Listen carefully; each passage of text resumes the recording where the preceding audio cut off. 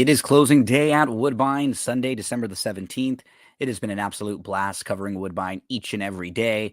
We had some good days, had some bad days, but overall learned a lot about Woodbine when you cover it on a day-to-day basis. And I had a lot of fun interacting with all of you out there talking about Woodbine and playing the Woodbine races. So closing day means mandatory payouts in all of the exotic pools. So that means we're going to take a look at the Power Pick 6, which will go through races 5 through 10. It's a mandatory payout.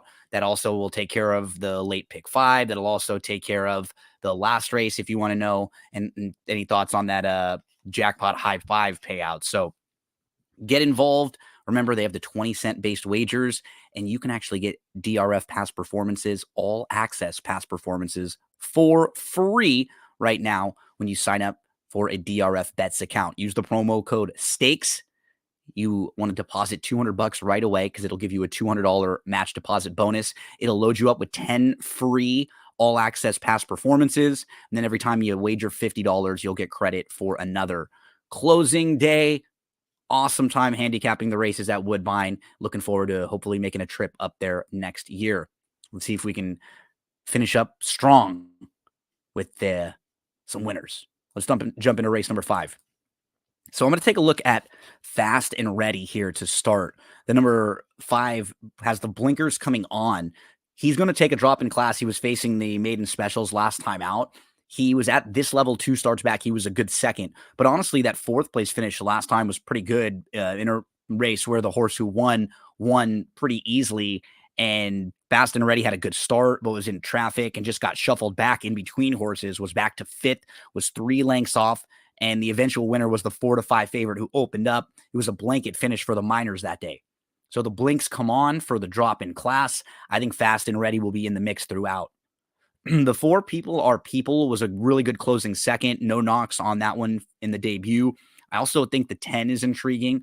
This is a first-time starter, Indy 1, for a barn who's really good with first-time starters. The Dam never raced, but she has dropped a lot of winners. You can see Ultimate Destiny, 10-time winner. Dolce Suppressa was a 3-time winner, was also graded stakes placed, and was a horse who was really talented. Top of the Mountain was a multiple winner. One Destiny was a 4-time winner. Courtesan Session was a 3-time winner. One Flint was a winner. So out of the 8 siblings that this horse has, 6 of them were winners. And you see some pretty nice multiple winners in the mix too for a barn that's really good first time out of the box. 5, 10, and 4 are the top tier for me. The 9, Fairway to Heaven, I really don't have any knocks on this one. I could see this horse improving and just fitting really well, showing speed, going a little bit longer. So I'll probably use combos of those 4, 5, 10, 4, 9. And then, if you want to go a little deeper right off the bat, the 7, I think is going to be a little shorter here. I think, the shorter distances might be better. So I'm not sure if this one wants to go the extra, half a furlong, but definitely fits on class and fits with this group as your beaten favorite last time out by just a neck. And then you've got Monday Morning, who's kind of an intriguing price play if you wanted to go a little bit deeper in a fun opening leg of the mandatory payout pick 6 on closing day. We move to race number 6. This one's a maiden special weight for 2-year-olds. I thought the 9, Catch the Drift, was very interesting in here. This filly will go 2 sprints to a route now, and she's going to get a little more distance here to work with. She had a nice sustained bid on the outside on November the 18th. She was chasing a lone speed winner that day. She was not far out of second. I'm expecting improvement from Catch the Drift. The 3 was interesting. Awesome entry. I don't know if this horse was overmatched against Tougher as much as it was the distances. Now, My Boy Prince ran away and hid. You can just put a line right through that. But as this horse has gotten more and more distance, we've seen improvement. Now a first-time gelding, he will come running late. The number 10 is a major player. That's Ecstasy, another horse who's had that progression now with a couple sprints stretching out. Thought it was a pretty good effort from Ecstasy. Was in the second flight, in between, was in traffic, moved up to second early on in the stretch. Probably be more forwardly placed in here.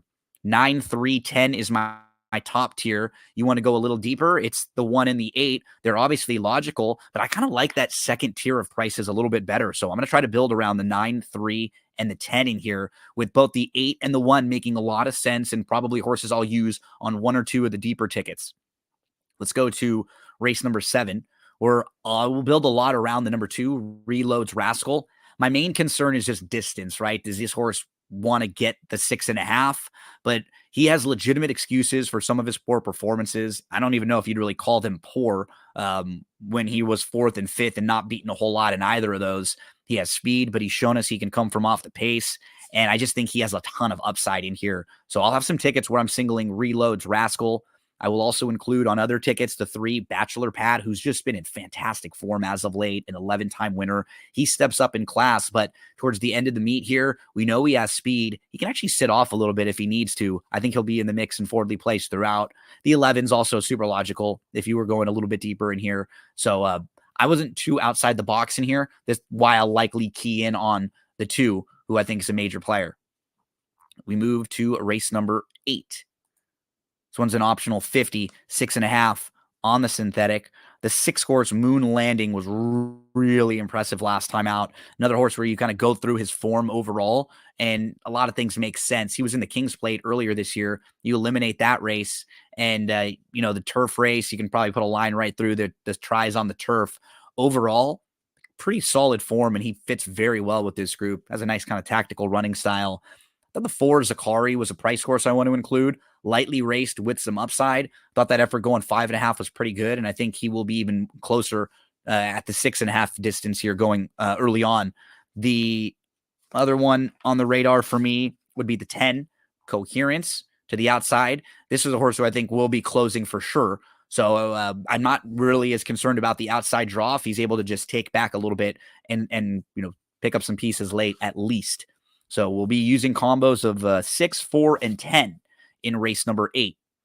As we move along to race number 9, I really think the 3 is going to run well in here because I'm pretty convinced there will be a good amount of speed. Even though Clear Destination is not a win machine, when he gets a little pace to run at going longer, I think that's what he wants to do.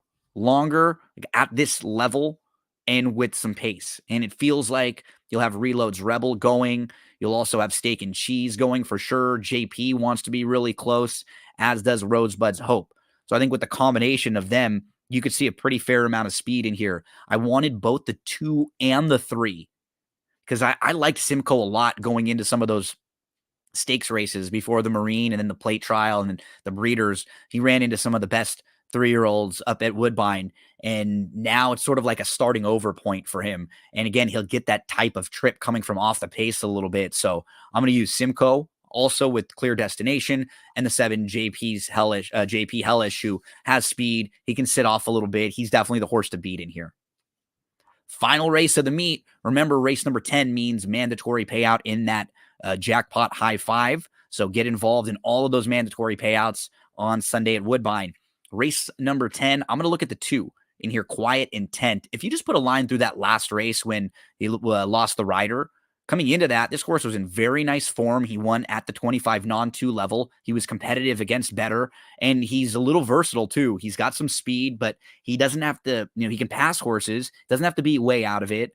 Quiet Intent in the mix for me, no doubt, as is the 1 Guns and Rojas, who's just coming out of better races. And we see this at the end of the meet a lot. You're going to have horses who are dropping in class just because they want to get one more race in, final race of the meet. So the 2 and the 1, both in the mix for me. Way outside, you've got a very fast classic Dancer. And I think because of his draw, they're going to really have to get aggressive with him to try to get over. So I want to use him just in case he can run away and hide from this group.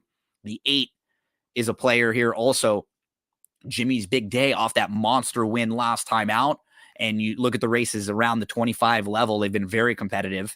And then the 3, another one who will be in the mix for me too, Fabled Prince at 10-1, coming off the back-to-back really nice efforts. Was actually favored last time out and should get a little more pace to run at in here if he wants to sit.